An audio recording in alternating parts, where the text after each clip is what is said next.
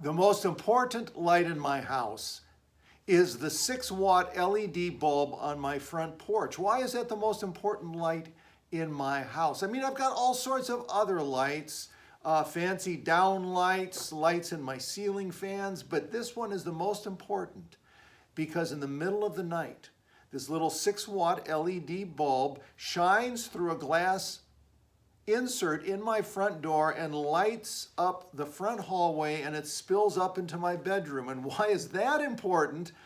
I've got a 75-pound golden doodle, and he's never in the same spot in the middle of the night.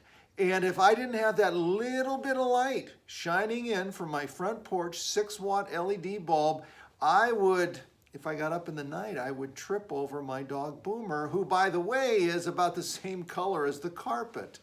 So that little 6-watt LED bulb is a lifesaver. Here's the deal. Light always beats back the darkness. Even just a little bit of light makes a huge difference, and I know that every night. And so when we talk about Jesus, who says, I am the light of the world, that light of Jesus is so very important. John, the beginning of John, his gospel, chapter 1, verse 4. In him the Word was life, and that life was the light of all humankind. Life and light, it really goes together. And throughout the Gospel of John, we see that light and light stands in opposition to death and darkness. And Jesus brings life, new life, salvation, forgiveness. Jesus brings light into the darkness of this world. In him was life, and that life was the light of all humankind. The light shines in the darkness, and the darkness has not overcome it. The Greek word also means has not understood it. And boy, that makes sense, doesn't it, today? That there is darkness in the world, and it tries to overcome the light, but it cannot overcome the light. Even a lot of darkness is going to lose when there's just a little bit of light. And with the Christ light, you have this immensity of God light coming into the world, and so the light will always win eventually. But the darkness tries to overcome it. The darkness cannot, and the darkness cannot understand the light. There's dual meaning in the word. And for children of God, people of the light, so to speak, we get it. We see good versus evil in the world, light versus the darkness, but the darkness can't even understand what's going on with the light, especially the light of Jesus Christ. Later on, how does Jesus self-identify himself? That's the gospel writer John. And it's very theological, and it harkens back to Genesis chapter 1, where immediately God creates life and light. And so that's very nice and theological and biblical. But what does Jesus believe about himself, his own mission? John chapter 8. Right after Jesus saves a woman who's going to be stoned for adultery, and Jesus says, well, any of you guys without sin, go ahead, you throw the first stone. Unbelievable. Nobody throws the first stone, and they all walk away. And Jesus says to the woman, okay, go and sin no more. I'm light, there's darkness, but you got to go out and live as a child of the light. And right after that story, Jesus says this.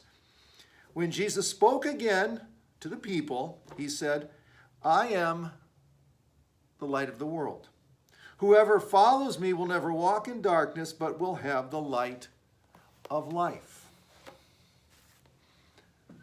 As God's people, we are called to follow in the light of Jesus, and he gives us new life as we do that.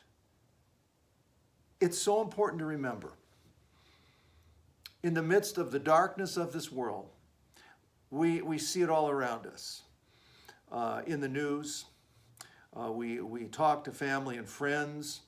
We're trying to get through this pandemic. There's darkness all around us. We need to remember the light is always more powerful. Remember the light is more powerful as you see SUVs, or the one SUV rather, plow into that crowd in Wisconsin. What darkness that is, what sin in our world. There is random violence. There is hate-filled rhetoric. We have the light of Jesus. We are people of the light. We're called to walk in that light. And as we do so, we want to remember that the darkness cannot beat back the light. If 6 watts of LED light can keep me from twisting, spraining, breaking a leg in the middle of the night, from tripping over my dog Boomer, if 6 watts of light can do that, imagine. The Word became flesh, dwelt among us. He was life. He was light. He sacrificed himself on the cross. He rose again on the 3rd day, where now, as we say in the Creed, Apostles' Creed, he sits at the right hand of God. That is powerful light, great life that we've been given, and now we want to follow and walk as children of light. We'll say more about that on Sunday. So join us this week. Jesus Beginnings, I am the light of the world, 8:15, 9:45 on campus.